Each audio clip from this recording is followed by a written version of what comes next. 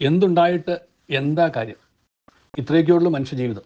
ഒരുപാട് മേൽവിലാസം ഉണ്ടായിരുന്ന ചിലരൊക്കെ മേൽവിലാസം പോലും ഇല്ലാതെ ആയിപ്പോകുന്ന ആ ദയനീയമായ കാഴ്ച ഈ കഴിഞ്ഞ ദിവസത്തെ സംഭവവികാസങ്ങളുടെ പശ്ചാത്തലത്തിൽ അവിടെ നിന്നും ഒരു സുഹൃത്ത് പറയായിരുന്നു. മേൽവിലാസം ഉണ്ടായിരുന്നവരെ കണ്ടുപിടിക്കാനായിട്ട് പറ്റുന്നില്ല. മേൽവിലാസം ഇല്ലാത്തവർ മേൽവിലാസം കൊടുക്കാനായിട്ട് നമ്പർ മാത്രം ഇടാനേ പറ്റുന്നുള്ളൂ. ഇതൊരു ജീവിതത്തിൻ്റെ പച്ചയായ പരമാർത്ഥമാണ്. ഇതൊന്നും ഈ ലോകത്ത് നമ്മൾ ജീവിക്കുമ്പോൾ എന്നും ഈ ലോകത്ത് തന്നെ നാം കഴിയാനുള്ളവരാണ് എന്നുള്ള ചിന്തയോടുകൂടി ജീവിക്കുമ്പോഴാണ് ഈ ലോകം ഞാൻ തലയിൽ കൊണ്ട് നടക്കുന്നത്.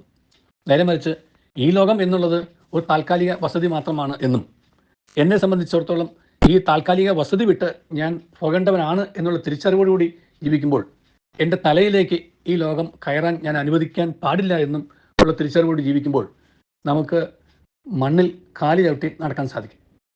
നമ്മുടെ കൺമുമ്പിൽ നാം കാണുന്ന യാഥാർത്ഥ്യങ്ങൾ വെച്ച് നോക്കുമ്പോൾ ഇതൊക്കെ മാറാൻ നിമിഷങ്ങൾ മതി എന്നുള്ള തിരിച്ചറിവും നമുക്കുണ്ടാവണം. കണ്ടെങ്കിരിക്കും ജനങ്ങൾ നാളെ കണ്ടില്ല എന്ന് വരും.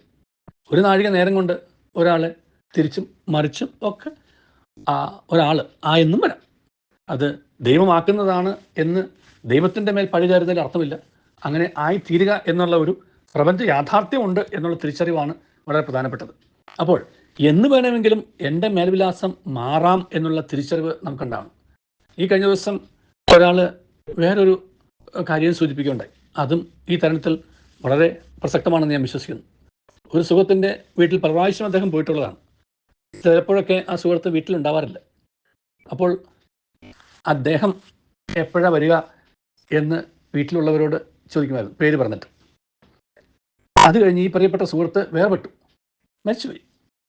ഈ മരിച്ചുപോയി കഴിഞ്ഞപ്പോൾ മക്കളാരും സ്ഥലത്തില്ലാത്തതുകൊണ്ട് അദ്ദേഹത്തിൻ്റെ മൃതശരീരം മോർച്ചറിയിൽ വെച്ചിരിക്കുകയായിരുന്നു.